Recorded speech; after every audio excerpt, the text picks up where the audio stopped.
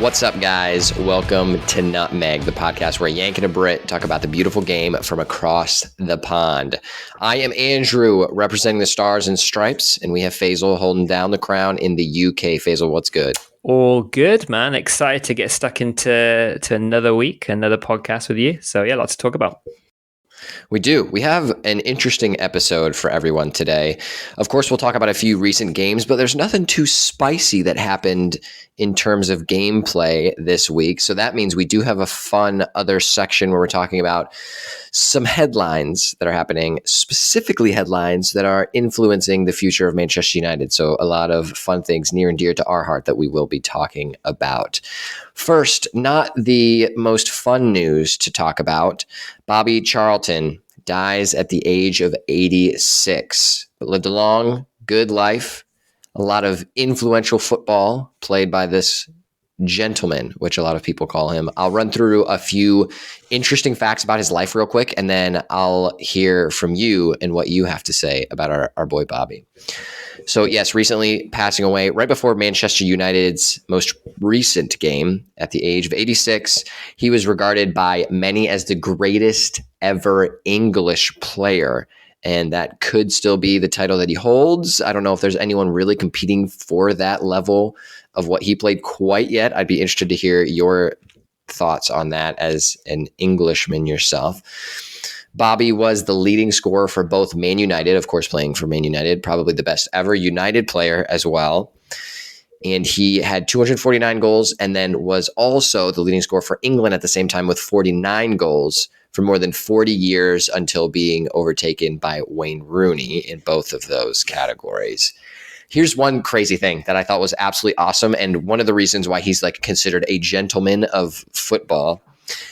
He was never sent off in 758 appearances for United or in 106 international matches for England. That is just crazy because even players like myself, I'm not super intense aggressive. I'm like a smaller midfielder playing on like the right or left side. So I'm not going into big challenges, but like every now and then, like you just make a wrong tackle or something like that. But he never, ever did that, at least so to not get a card. So that was pretty wild. So that is a cool kind of thing that he's done that really makes him kind of the gentleman of football. Also his demeanor that he carried, always a professional. And he was one of the survivors of the Munich air disaster. So the quick high and low of that, Manchester United played a game. They were on an airplane coming out of Munich because they had to stop for gasoline because planes back then didn't have enough in their payload to be able to go straight from one country to another faraway country. And they were going to try to take off after they reloaded, but then the pilot had to stop the takeoff twice already because it was kind of cold out and the runway was a little rough. And then they tried the third time, and the third time there was like slush or something at the end of the runway. So that as the plane was taking off, it kind of hit that slush and like kind of skidded around. And then right at the end, when they're like super high speed, it ends up going off the runway, going down, crashing, breaking a wing, and then a terrible wreckage. And it killed almost half of the United players on that flight, unfortunately. And that was very sad, quite intense. Also because Manchester United was talked about of having one of like the best teams that were going to be competing against some of the other best teams in the world at that point in time. So quite a sad experience and loss of life in that air disaster. But Bobby surviving, like, can you just imagine that type of survival? All right. So now that's kind of the general thing I wanted to talk about with Sir Bobby. So what are your thoughts on Mr. Charlton? Yeah, it's a sad one. Like you said, gentleman of the game. One of the last survivors, one of the last survivors to actually be found as well, specifically as well, which is incredible. And I can't imagine how he would to this day and how throughout his entire life would feel and have that at the back of his mind as well. I think there was an article recently kind of published that he still thinks about it, and it is still it's a thing which he always had to live with. Such a difficult time for him and also the club in general as well. As you spoke about, just touching upon a couple of things that you kind of mentioned, 17 years as a Manchester United player, incredible.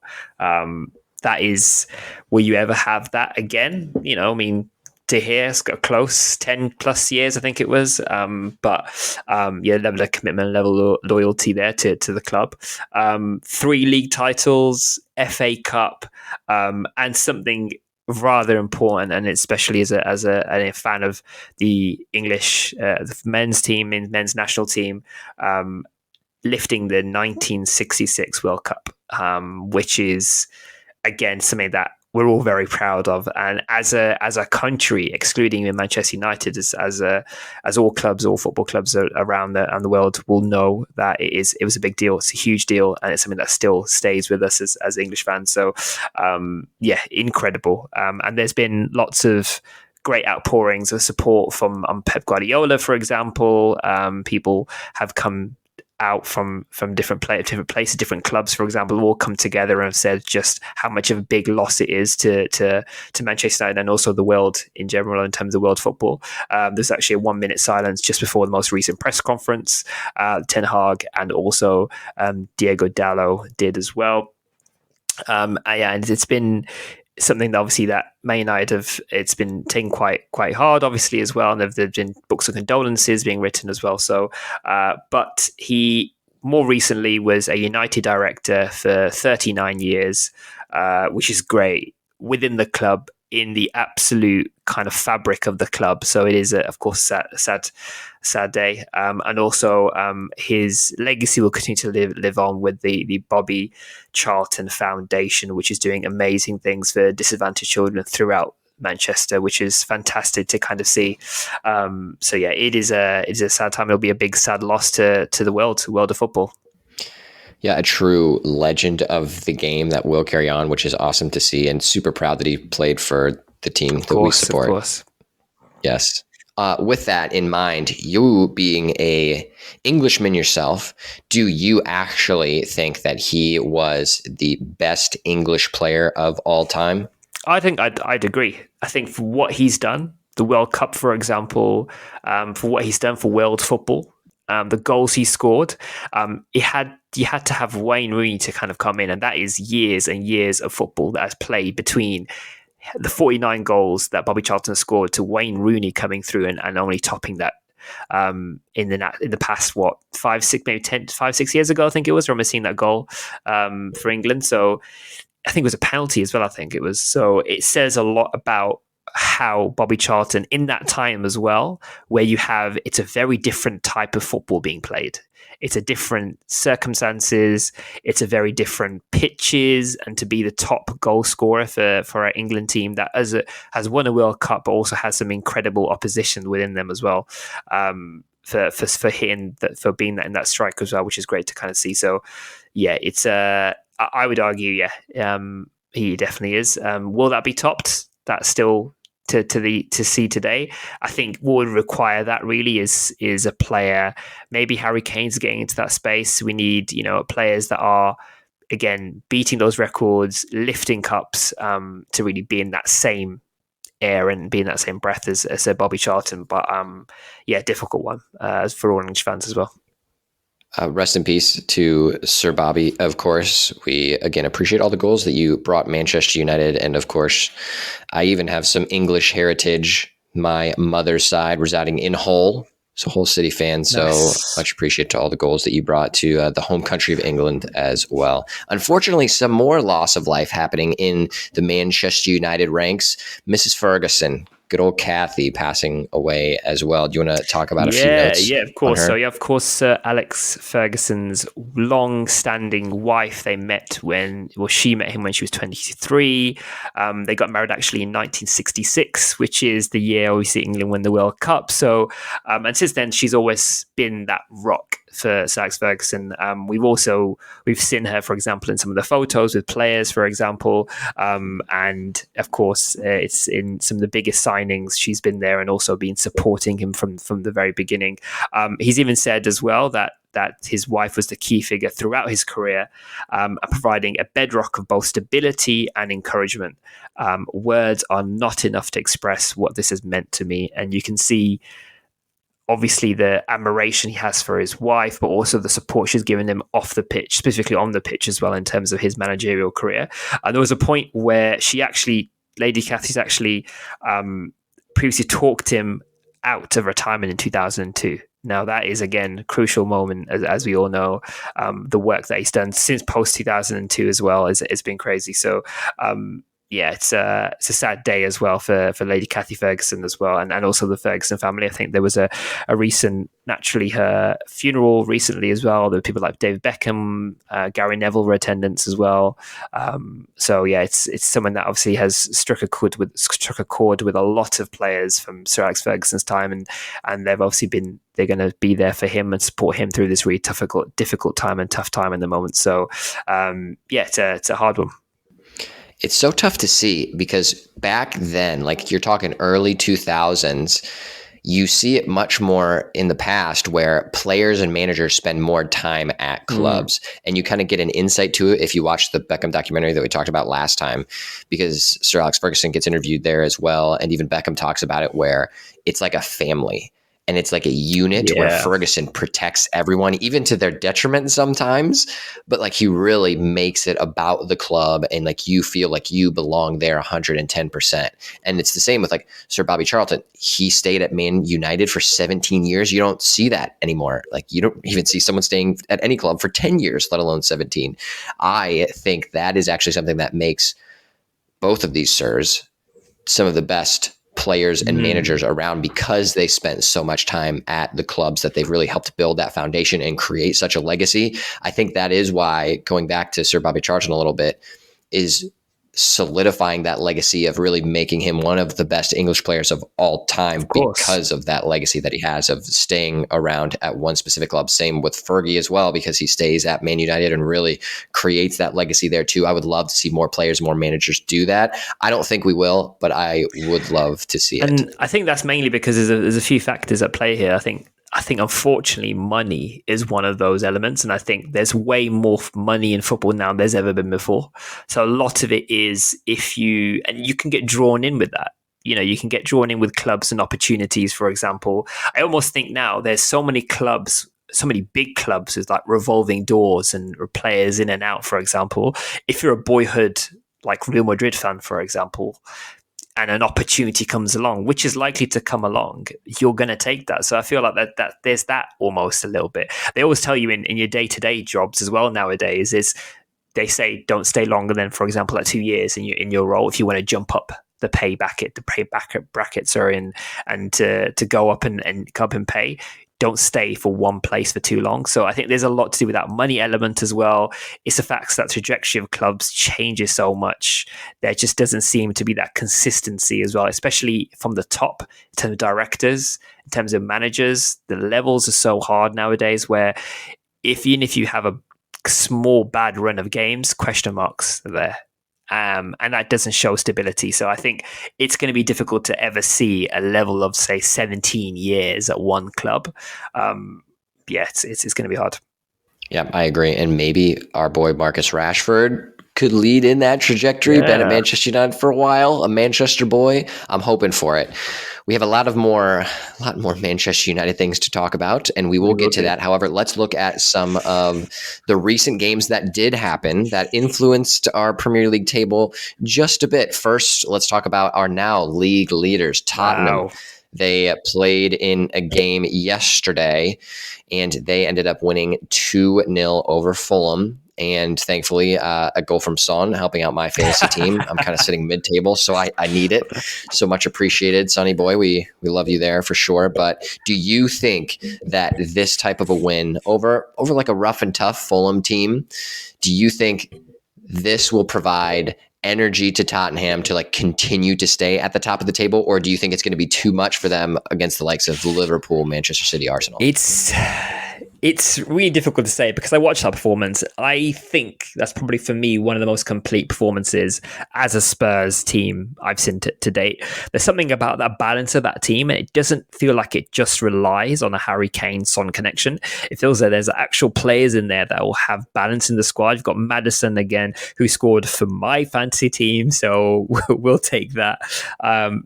Players like Pedro Porro, for example, Udogie. So it's now more kind of like centre-backs, full-backs, for example, coming into play here. You've got players in midfield who are coming through as well. So I think there's a lot more balance in that. And will that, with time, given the opportunity to stay at the top. I mean, Spurs are considered to be like bottlers, so-called, within the Premier League. So I think it's really hard to say. And I think that's less to do with Spurs as a team. And I think they'll do well. Will they end up staying in the top? I just think unlikely. That's less to do with Spurs and more to do with the clubs below them. You've got your Arsenals, that 2-2 against Chelsea, for example. You've got your Liverpool, which I think are probably unlikely to drop points over the next few games and a few game weeks as well. So I see the teams below them and Man City as well performing to a higher level over the next few weeks. So I think they'll be looking over their shoulder the whole time. They drop a single point, the clubs are in there. So if I'm being realistic, I don't see them going all the way, and I think there'll be a bit of a tumble at some point. But still quite early to say at the moment. But it's good. It's very good to see a Spurs team which is actually playing with a series of fluidity. Big Ange, the Australian manager of theirs, has got a certain persona which I feel is really bringing Spurs into they feel a bit more cutthroat. Their performances seem a bit more fluid. So hopefully we'll see a better performance over the next few weeks for them as well. I hope so. They do sit at the top of the table now, 2 points ahead of Manchester City, with always being a scary position with Manchester City always being there. less than a win away from you. Yeah. One of the most consistent things that you see in the world of football, that is for sure. Another game that did have some ramifications at the top of the table.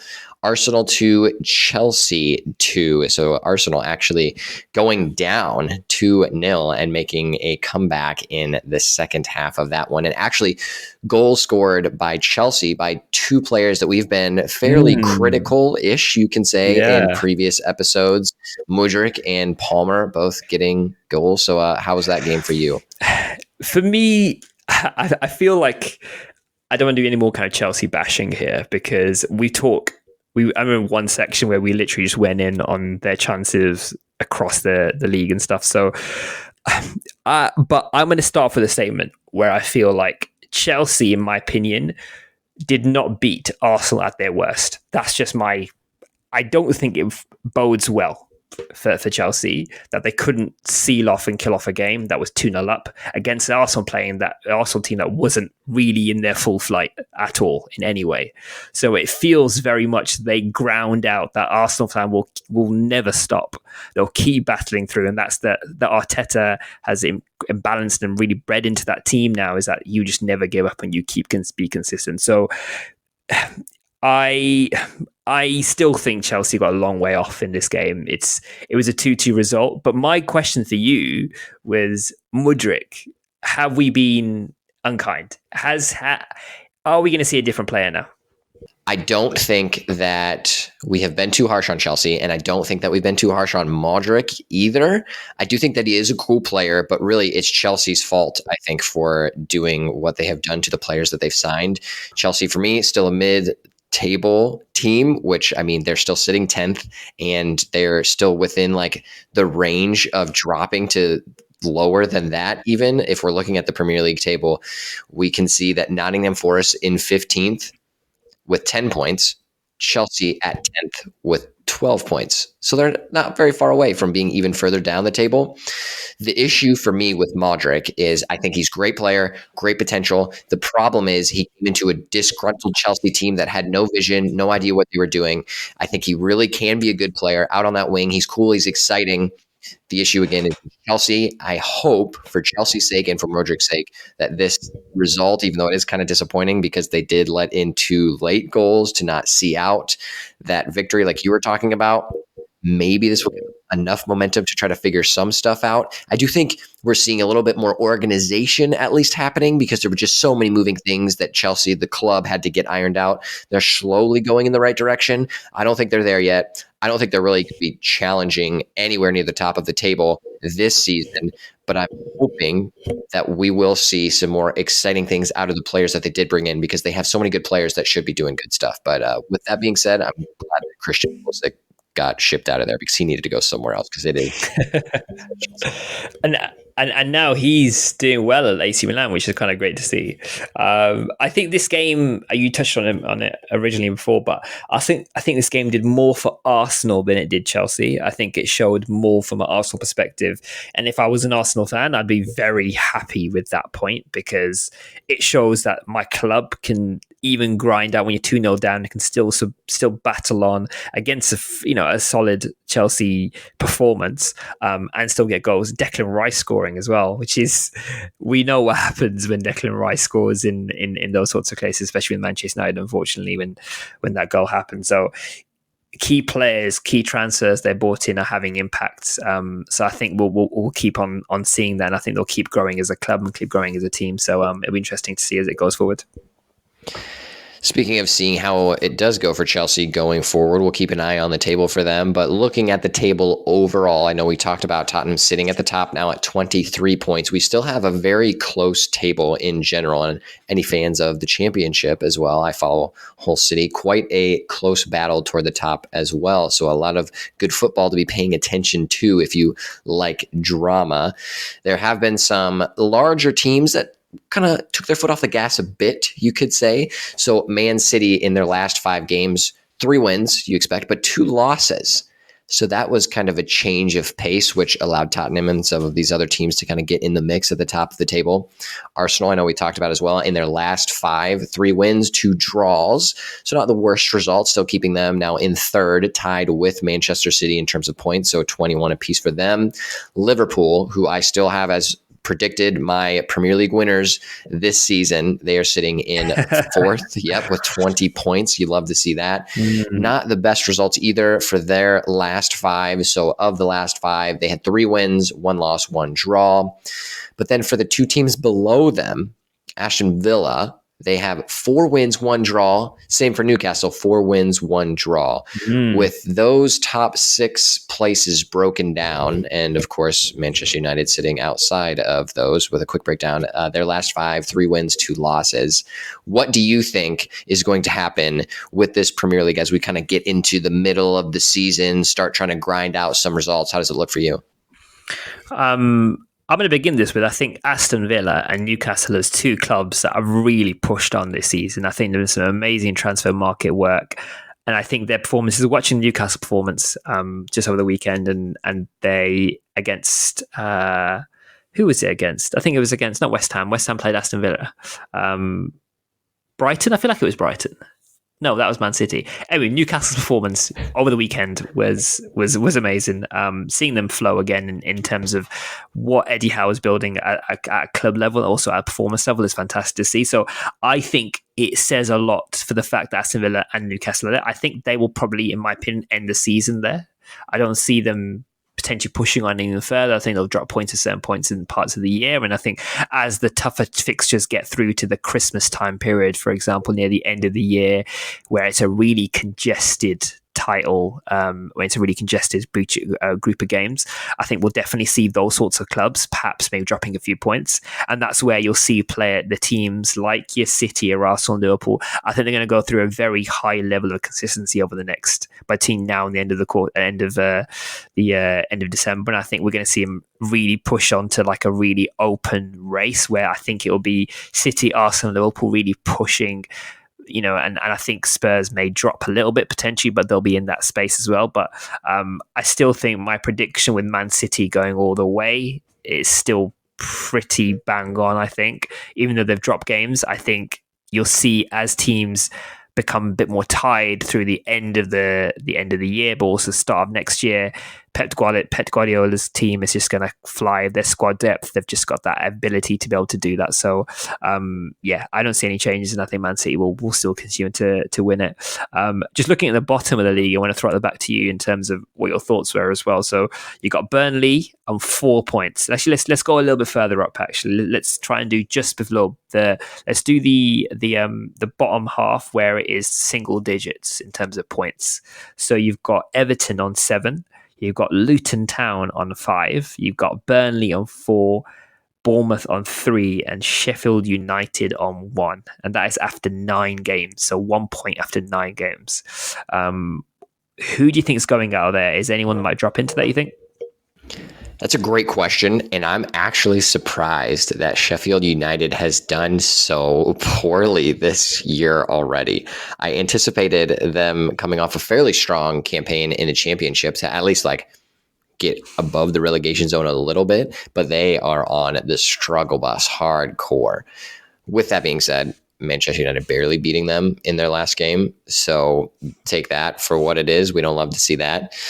But I don't see Sheffield United really turning anything around, unfortunately for them. Same with Bournemouth. It just kind of looks like they're a little bit lethargic. They just don't have the energy, the skill to compete at this level, unfortunately. Again, like you were kind of talking about, maybe the Christmas break that can like turn things around for teams. You go into the winter transfer window, maybe you try to mix some stuff up, so that could spice up things maybe at the bottom. Hopefully it does for the teams that are down there, because I'm always a fan of chaos. So if you can bring some more players in to mix up the table even more, I'm always here for that.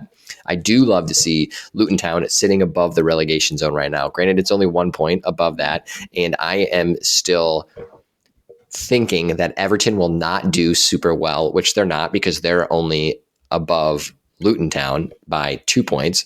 So that for me, I'm liking where that is sitting, because I want to see Luton Town get out of the relegation zone and stay in the Premier League this year. But really, I think that we have kind of seen overall from the teams that have been playing in this relegation side, I think that the teams that are there right now deserve to be there. And I don't think that's going to change a whole lot as we see the rest of this Premier League campaign play out. And I think you're absolutely bang on. It's really great to see Luton in that space. I think I would love to see them again next season. I think it's really great to see like a club with that sort of stadium and still be able to get points in them on, which is really great to see. I am very fearful of the likes of...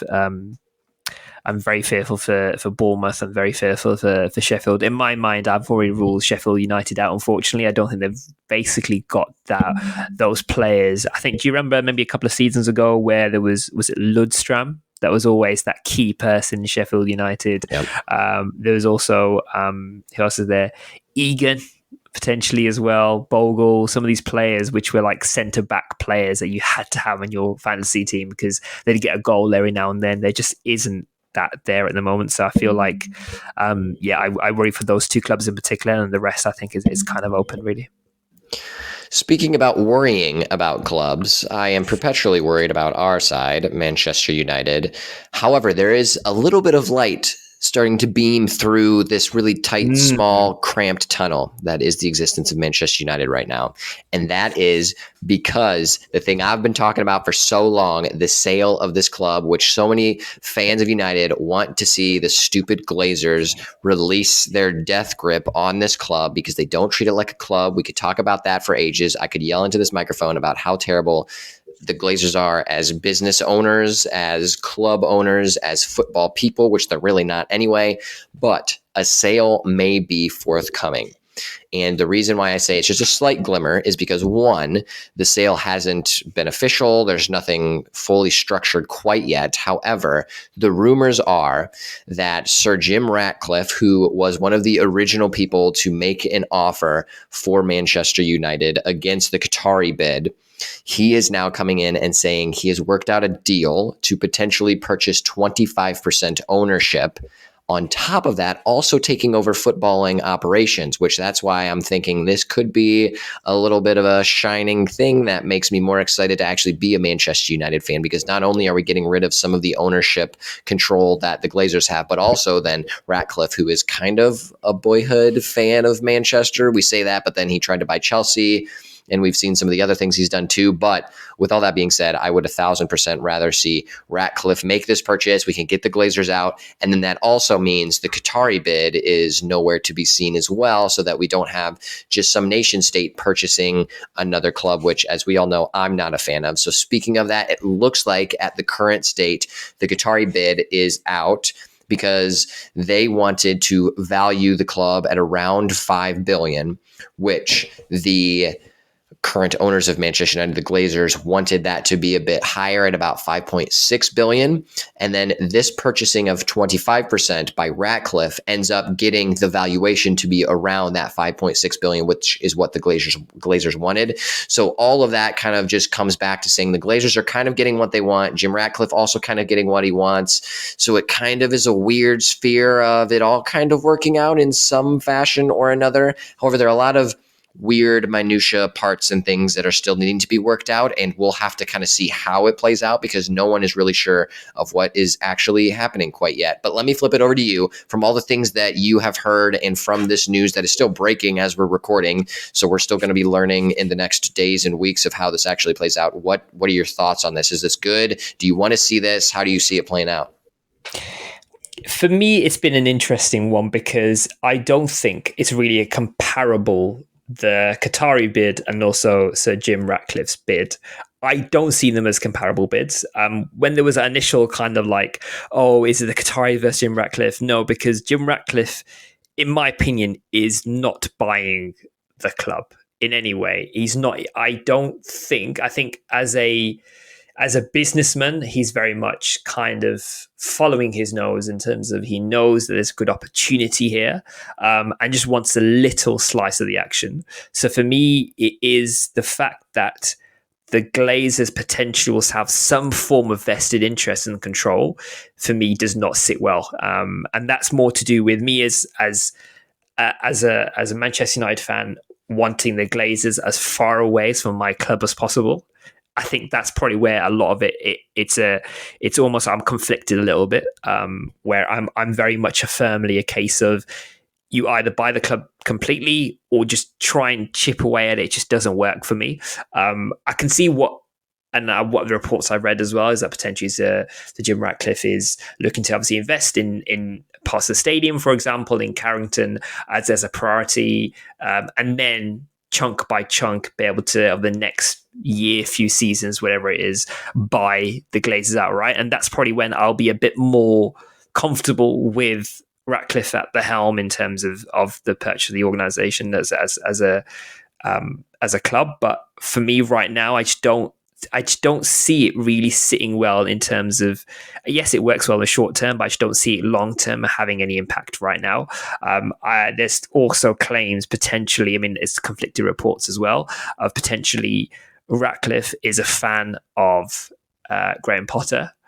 Again, I don't know whether just people kind of the journalists just kind of running away with the idea that if someone buys a club, Ten Hag's question mark in his managership. But I just feel like at the moment I need to see more from Jim Ratcliffe. I need to see more kind of concrete plans. I need to see more of a 5-year plan for the club. I'd like to see more from a monetary perspective. I just don't want to see that element of it just being a small amount of money and then just kind of coming into play. But and the final thing I'd add here as well is Jim Ratcliffe, as some of his business deals, his previous business links, and his clubs that he's previously purchased. I mean, I get that's probably not the best way. Obviously, it's different. It's different clubs, different areas, but they've not massively performed too well. I'm not sure whether that's probably a deep dive for another episode, but whether we need to explore obviously Jim Ratcliffe's purchases in terms of what he's actually done and what his actual what's his background, what areas has he actually purchased, what are some of the areas that he's done and what areas has he improved.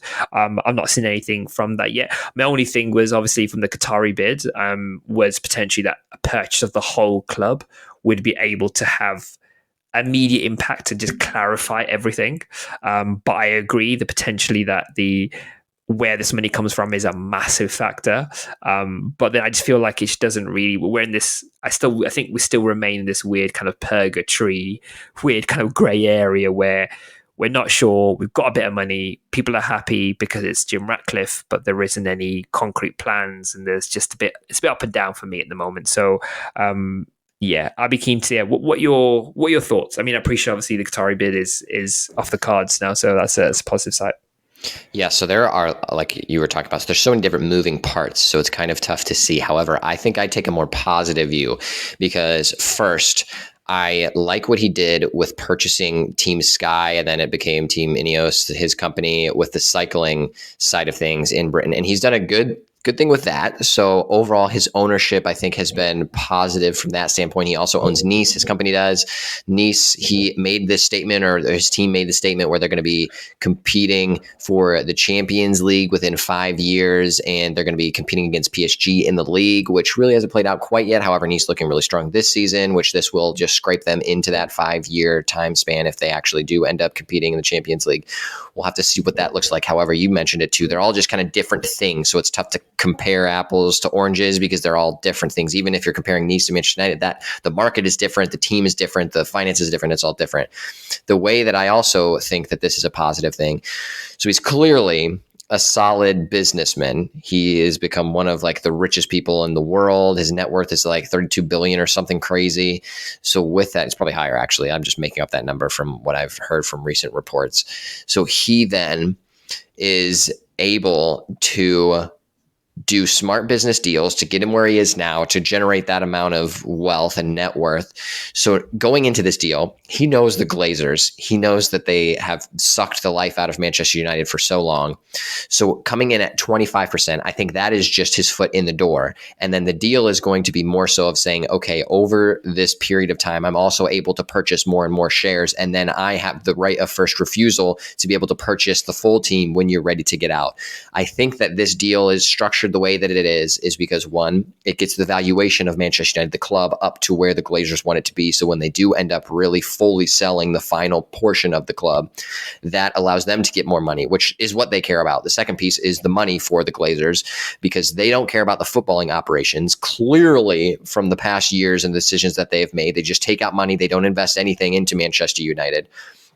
So that ends up saying, okay, we're still trying to take the money out. They're taking out dividends still. So we can bring in Jim Ratcliffe to run the footballing operations to still turn this into like more of a massive thing, to, one, increase the value even more of Manchester United. But then two, that allows us to continue to take out dividends while he's increasing the price over the next 5-10 years, however long his ownership group is at 25%. Then after that chunk of time is done, he's inflated the value for the Glazers. Then they can finally sell off whatever the rest of it that they want to sell off so that they can fully be out, and then they're just making a bunch more money. So I really think that is the game plan for the Glazers, just to try to get and squeeze as much money out of this as possible. I think that's why they've structured the deal this way, and that's why I think it was smart of Ratcliffe to realize, they just want the money, clearly, so let me structure this a way that I can get in and start to maintain ownership, but then also start to build the brand in a better way, and at least the footballing side in a better way, to increase the value, to try to push the Glazers finally out, but then also to then become the full owner, then still have a valuable asset as Manchester United would be too under Ratcliffe. I know that's kind of a positive view. I'm hoping that's what it plays out. I'm anticipating that's what it will look like, because I think he is a good businessman. He probably does some scary stuff. I'm sure he does some scary stuff as well to get where he had to do today. I mean, he runs like a massive chemical company, so that's not the nicest thing either, but it is what it is. I think it's overall positive, much more positive from my side of things, instead of seeing Qatar take this over. So I like where we're headed. I think the idea of him jumping in is good, and I hope it does play out the way that I would like it to play out, how I just described it. No, I think you're bang on. I think for me, it's a case of time. I'd like to think about it, and I'd love to learn more about Jim Ratcliffe as a person, as a businessman. But like you've said it. You hit the nail on the head, really, in terms of, as a businessman, you can see the purchases he's made. He's not got to where he is at without some form of success, and he knows a good business opportunity when he knows one, right? When he sees one. So that's really great to see. Speaking on the topic of Manchester United, I've just some fresh results have just come out for me, as for all of us as well. So if anyone's watching the game, and while we've been recording at the moment, Manchester United have been taking on Copenhagen in the Champions League at the moment. And we all know, we spoke about this multiple times on this episode, Manchester United in the Champions League just hasn't clicked at all this season at the moment, especially with Galatasaray and then obviously Bayern Munich as well. So not great performances. However, we needed to win this game. It was playing at home against FC Copenhagen, which was technically meant to be the easier of all the four, and these were meant to be three firm points. So it's been 0-0 at the half time. Just when we've started recording here, it was still 0-0, and we were just talking at the beginning of the top of this episode, which is probably going to be it's probably heading to like a 0-0, etc. And then most recently in the 72nd minute, a bit of a shock, really, more than anything. Our central defender, Harry Maguire, has scored in the 72nd minute. Which is obviously great, for his past two game performances have been immense. Player of the match, previous match in the previous game against Sheffield. So he's really coming to his own. Scored the 72nd minute. And then it's all kind of roses. We're trying to see out the game. And then it has to happen, right? There is I think there's an issue in the corner somewhere, and unfortunately the penalty in the 96th minute for FC Copenhagen, and we think, well, this is it, and they've actually missed that penalty, so they've actually missed the penalty in the final minute of the game, which is, I mean, it's crazy, genuinely crazy. It never normally happens. You have to put that away. So that means Man United have ended up winning that game in the Champions League 1-0 because of a missed penalty in the 96th minute, which is crazy. And now we're here. So just wanted to drop that in there live while recording. That's wonderful. I was not paying attention to the game, so thanks for keeping me on the edge of my seat with that one. It's disappointing that the club that we support that has such a winning history, we have to rely on a missed penalty in the 96th minute to just stay alive in the Champions League. Not even to do anything significant, but just to be able to have the potential to get out of our group. Just a sad sight to see. But let's keep the focus on Manchester United, because we have another thing. I actually saw this in a podcast as well, and it's this weird transfer web thing that happened, and it kind of came out after the Beckham documentary, because people then started looking into some of the transfers and how things were related. So let me break this down for you, and then I'm curious to hear how you take this. So we all know, based on that documentary, if you've watched it, if you have not, you should. It's really good. So Beckham is potentially going to be transferred from Manchester United to Barcelona. That transfer ends up falling through because he doesn't want to go to Barcelona. He wants to stay at Manchester United, which I wish he would have stayed at Manchester United. That would have been so wonderful, but he did not, so that's okay. Then that doesn't work out for Barcelona. So then they're like, well, what the heck do we do? So then they end up moving for Ronaldinho. Of course, we all know Ronaldinho, super skilled Brazilian. Ronaldinho, was actually 48 hours away from signing for Manchester United. So then Manchester United, they don't get Ronaldinho. So then they're like, what the heck? We also lost Beckham now, because then they ended up transferring Beckham out. So then they go for Ronaldo, the Cristiano type. So they get Cristiano Ronaldo because of that transfer not happening for Ronaldinho. But then Manchester United ends up nurturing Ronaldo for Real Madrid, which is where they also sent Beckham the first time. So then Beckham becomes part of that Galacticos crew the first time.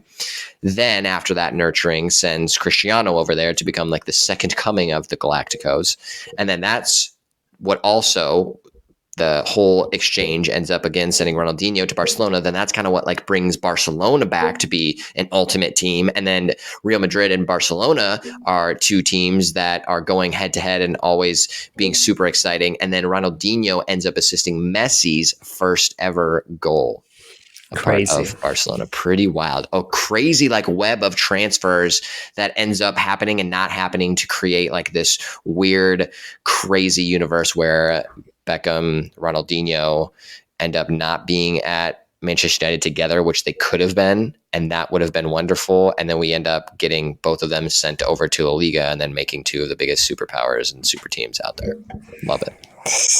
It is so crazy. I think when you first shared this, I was watching this wow, is this real? It just shows that how these sorts of transfers are such on a knife edge. In one club, for me, even thinking about David Beckham at Barcelona blows my mind. I remember seeing that in that documentary, being Barcelona? When was David Beckham and Barcelona even in the same question, like I just can't see it.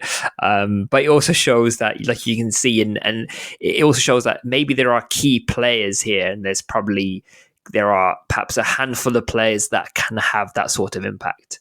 If you look at that, for example, that Ronaldinho to Messi situation, is if you have that person in your team, and you have a person able to kind of provide and be able to support players and bring in players, you can build a team around a particular person, a particular player, which is really great to see. And obviously we know that Ronaldo transfer is, I would argue, as one of Manchester United's best transfers to date. Then the rest is history, I would argue, right? We know it's Cristiano Ronaldo and the impact he's had at club level and also for Portugal as well. So it's really interesting, and I am actually going to look. I'm pretty sure there's probably some even crazier transfer elements to that as well. The transfer market is quite elusive. We know there are certain players being bought in, but depending on if they've got certain connections with other clubs, for example. So very interesting. I'd love to kind of break that down a bit further at some point. Just look into the transfer market. Maybe get Fabrizio Romano's listening into this podcast right now. If we can get him on, that would be fantastic. I would die. But very, very interesting. We'd be absolute like fangirling over the whole episode. It's true. Of Fabrizio. We'll have to but yeah, do that. really, really interesting. So then let us I know we've talked a lot about Manchester United and their Champions League almost not existence anymore, because they almost did not make it through after that scary game against Copenhagen. Let me jump us over to our take it or leave it section, which involves Champions League. So I'm going to throw my take it or leave it again. Listeners, this is our new section. You can hit us up in our Instagram DMs if you want to hit us up with a take it or leave it suggestion, and then we'll break it down in the show. But mine for this one for you, take it or leave it. The Champions League will be better with the new format next year. Now, while you ponder this, I'll break down just really quickly what the new format is going to look like. It's a bit controversial, but if we're talking about the Champions League as a league, by definition, this kind of shifts it more to like an actual league. But here is what the change will look like. So the group stage will feature 36 teams placed in one giant league table. Every team will play 8 matches, and that's 2 more than the current group stage in the format we're used to. 4 home and 4 away, but all will be against different opponents. So there won't be like second legs. It'll all just be different teams playing different teams. And then after this like quarter campaign, if you can call it that, the top 8 teams go straight to the last 16. Then the teams placed between the 9th and 24th positions in the table will then move to a playoff round for those other 8 remaining spots in the last 16. So what are you doing? You taking or leaving that? Wow. I mean, I remember hearing about this early this year, and this was being kind of put into place. And my initial genuine thought was, please don't touch Champions League. I was like, the Champions League is, for me, the pinnacle of European football. Some of the best games I've watched in the later parts of this competition. The Liverpool games, for example, Chelsea games, for example, PSG, Man City. Some of these games had some incredible historical results, and I'm just like, let's not touch this. But as you've kind of broke it down, for me, as a football fan right now, this just sounds very interesting. Is the Champions League due a bit of a shake-up? Probably not, but by the sounds of it, the potential of some of our best games are going to be Champions League games. So being able to kind of see that a lot more and see essentially 2 more games from this, there's going to be a lot more jeopardy potentially when you have that kind of playoff element as well, which is going to be really interesting to kind of see. And I think you'll basically see a lot of these Champions League clubs, the quality of football we're going to play in those games, and really interesting because there are definitely clubs I think I've seen so many times. You have Man City having like quite an easy group stage draw, for example, so it would be good for me. I think kind of levels the playing field up a bit more. I think it makes it a lot more interesting. It's going to be a lot more, for me, better quality football. I'm always here for that. So just off the back of that, and because I'm just interested and excited to see how it rolls out, and seeing top clubs play good football on a regular basis, I'm actually going to take it. And I think Champions League will be very interesting, very exciting, and it'll just make it more exciting, which I'm always here for. So yeah, I'm looking forward to it. Let's take it. I'm going to take it.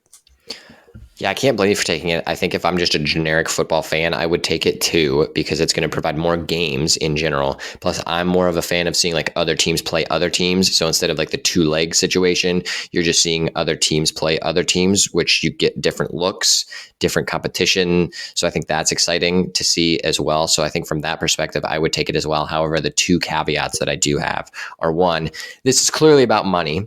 So FIFA in general, the overarching soccer gods, they just want more money, because if they get more games, that essentially means more money. You could do more sponsorships, more TV deals, all that kind of stuff. So I think that's really the underlying premise of this big change in general. The other caveat is now the qualification for the Champions League is changed, and that is quite confusing, and I still don't fully understand it. So it'll follow a similar route as what Champions League qualification happened previously. So they're like the different regions and like the different chunks of countries that have their own, what is it called? Their own FIFA group. I don't even know what that's called anymore. I'm not even a true football fan. Where they have like the CONCACAF, for example, that's the one in the US, where the group that kind of governs that, which is like US Soccer, and then the Mexican Federation. Oh, federation, that's the word I was looking for this whole time. So each country has their own federation, and then like you get certain teams that will qualify within that federation and then within that region of the federations. But then it starts to get confusing, because after you have your normal traditional teams that will qualify based on the qualifiers, you then, and then the like different things. So not necessarily like world qualifiers, but you have your structure of like, hey, the top three in the Premier League or whatever. So then you'll still have that typical breakdown.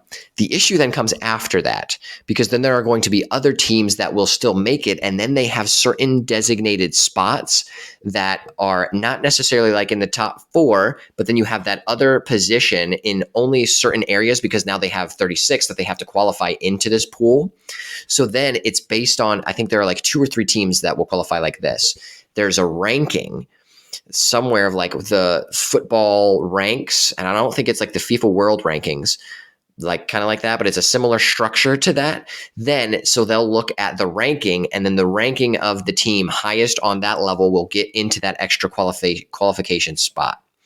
So I'm super confused, and actually we're seeing the confusion happen right now. So in one of the groups, Ireland ends up like needing to lose the game, even though Greece is higher than them in the table, but then losing out would bump them down into a different level. But then because of them being into the group qualification spot for one of these extra special places, they're ranked higher than Greece in that. So then that would ultimately end up meaning they qualify over Greece. It's like super confusing. That's just an example of why it would be so confusing. And I can't even fully explain it well, because I tried to just explain it and I was still not even sure how to explain it. So it's just crazy. So I think when you look deeper into the details, it's confusing and weird. And overall, I still think it's about money. But from a fan's perspective, I like seeing more games, so I can take it or leave it. I don't think I'm going to put my boot in any camp. But I would also flag as well from like if you're a footballer, I think it's a weird one, because you get to play high quality opponents a lot more, but at the same time you're thinking the Premier League is so jam packed. How am I going to add more? How are you adding more games into my schedule?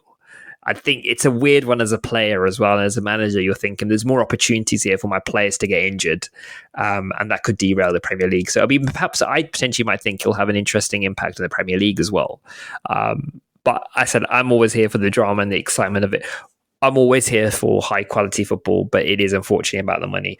It's all that, was it the Super League? Is it the World League? Yeah. There was a whole issue where I think it's basically just souped a version of that. So, hey, we're here for it though. But yeah, mine, take it or leave it. It's an interesting one. I think it was posed by the guys at the United Stand. Really interesting question.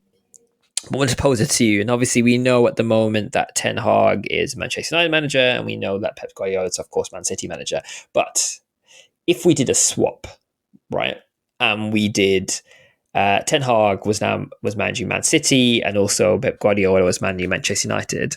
Take it or leave it that Ten Hag's Man City beats Pep Guardiola's Manchester United.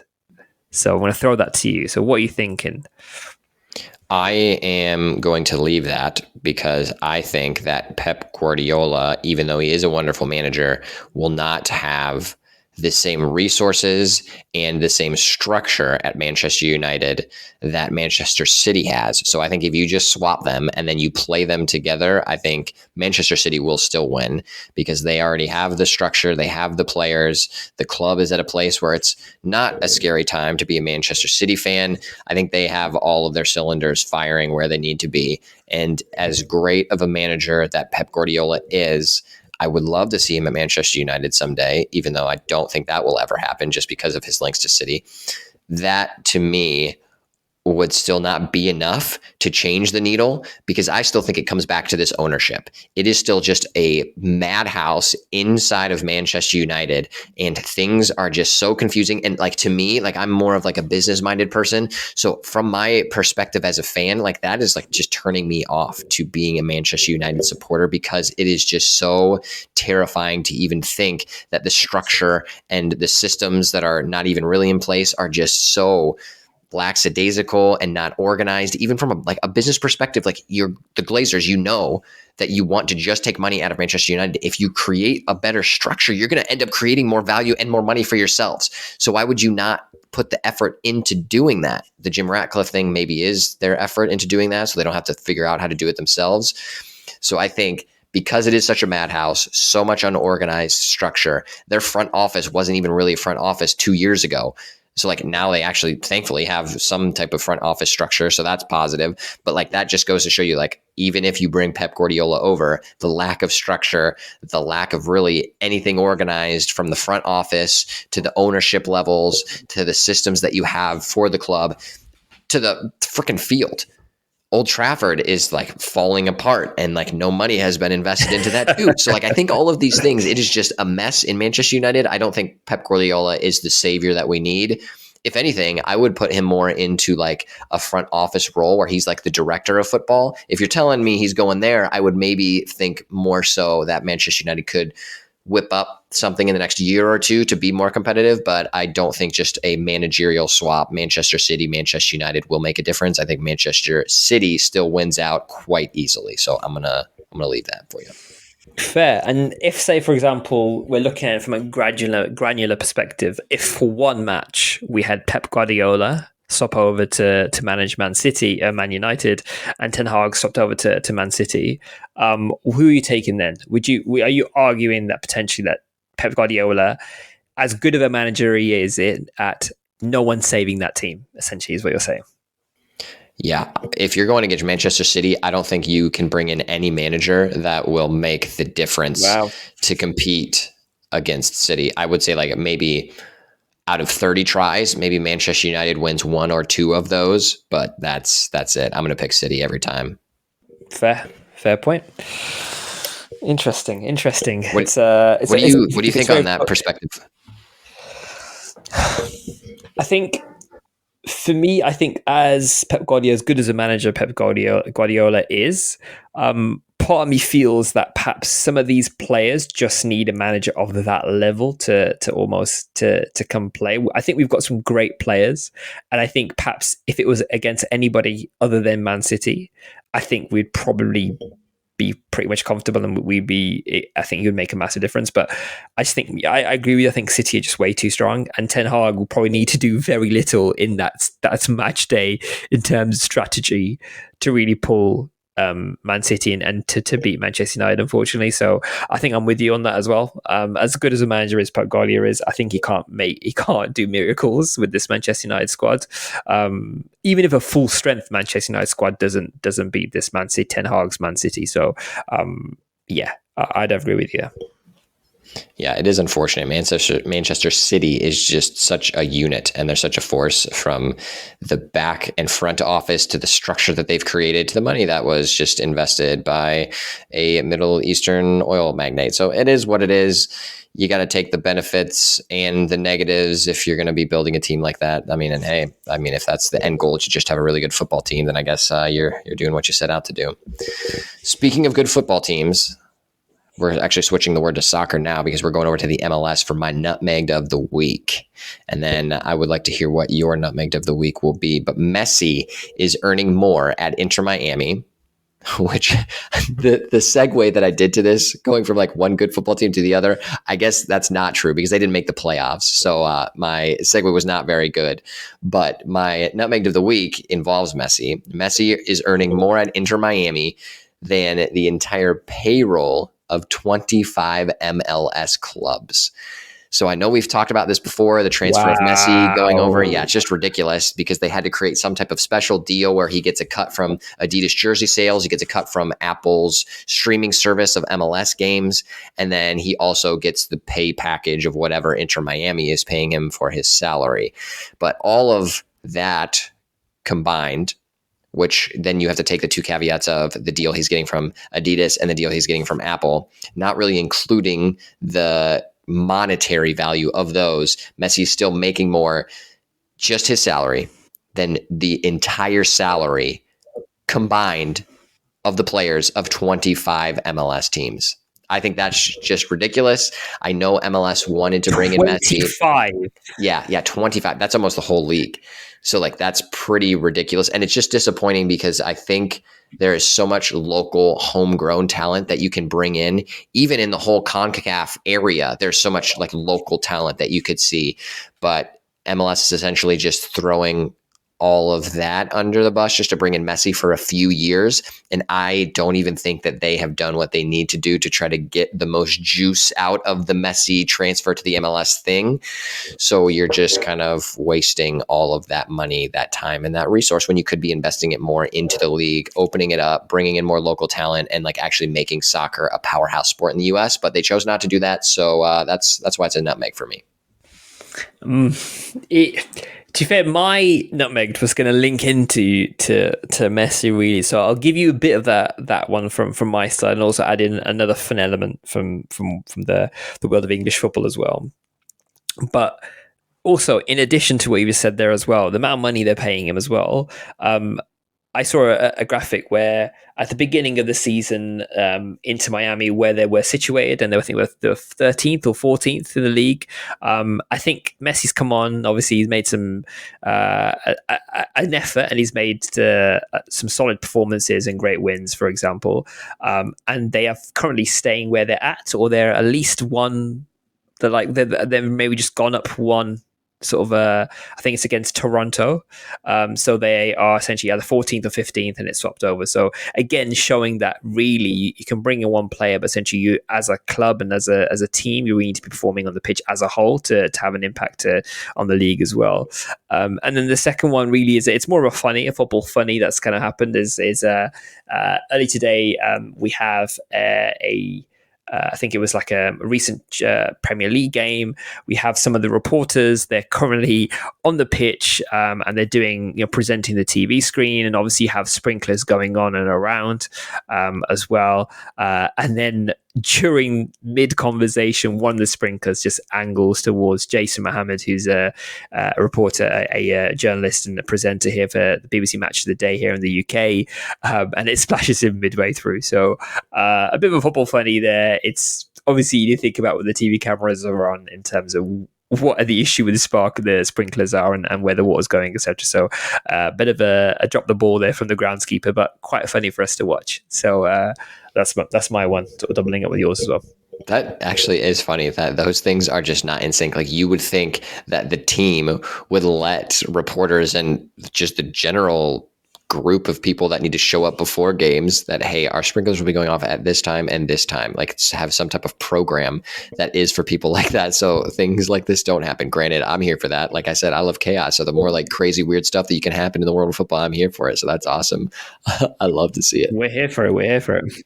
Well, all right, fam, we are out. Thanks for joining us on this one. We'll see you in 2 weeks. Before then, jump on our Instagram account at Nutmegged Podcast for some great clips. You can also DM us there with your listener questions and your take it or leave it suggestions. Hopefully you're able to get on a pitch somewhere. If you do, just don't get nutmegged. Peace. Peace, guys. Have a good one.